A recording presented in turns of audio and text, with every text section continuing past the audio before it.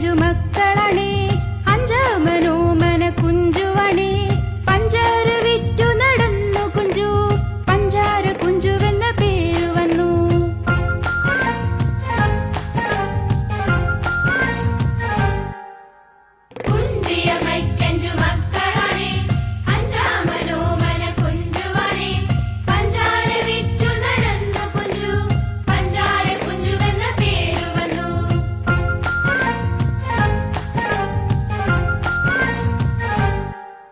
വഞ്ചിയിൽ പഞ്ചാര ചാക്കു വെച്ചു